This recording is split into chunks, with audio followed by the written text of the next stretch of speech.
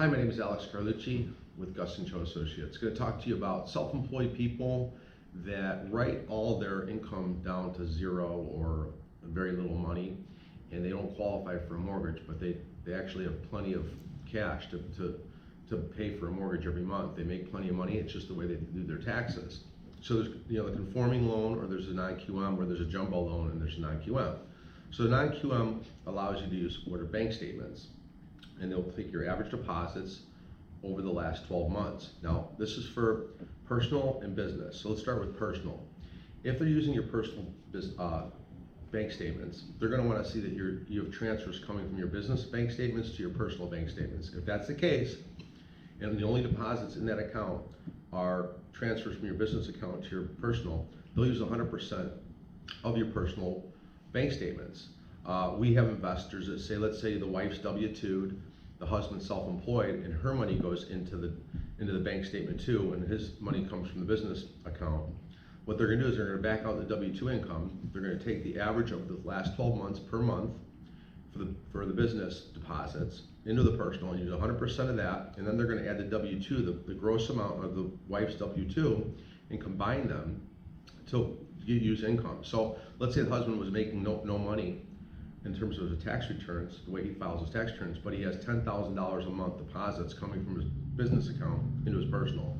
Well, now all of a sudden he's making 120 a year, 10,000. Let's say the wife makes 100 as a W-2, and now we get 120 plus 100, that's 220. Where the other way, let's say he's making 0 and she's making on his tax returns and she's making 100 W-2, we can only use 100.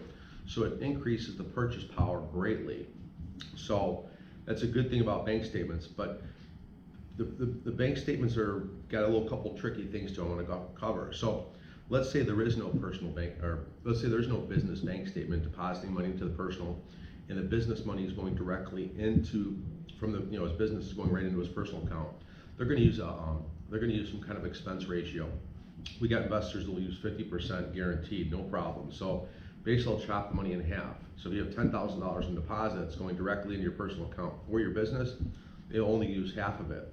We have some that will use, if the CPA will write a letter that the expense ratio is 28%, they'll use 72% of the deposit. So it gets a little dicey. Now, if there's any transfers from other accounts, they're not going to count that as deposits.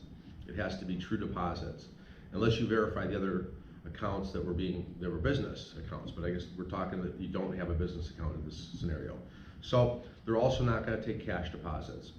So again, the personal bank account, if there's a business account that exists, they'll use 100% of that personal account deposits. Now, let's say you want to use business bank statements.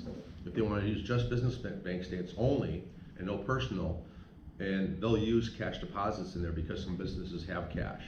So if you're getting paid cash in your business, depending on what type of business this is, if it's a type of business where you get cash, like cutting lawns, then you could use the cash deposits in your business account only.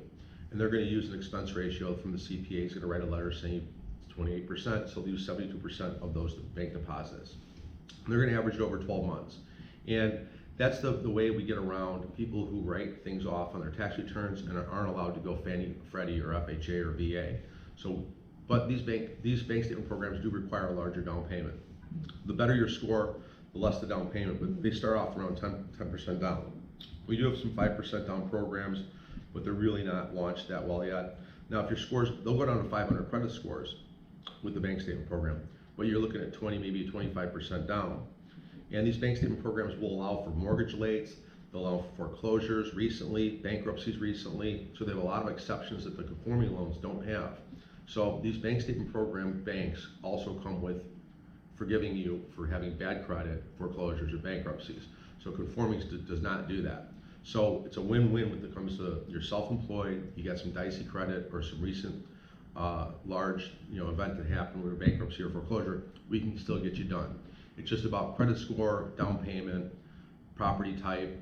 Are we going full doc? Are we going bank statement program? So you got to give us a call on these 9 QMs. We specialize in them, and it's saved a lot of our borrowers who otherwise were not qualified to get a loan the normal traditional route. So go to our website.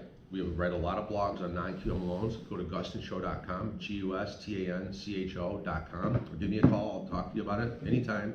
630-915 7550. Please like and share this video. Thank you.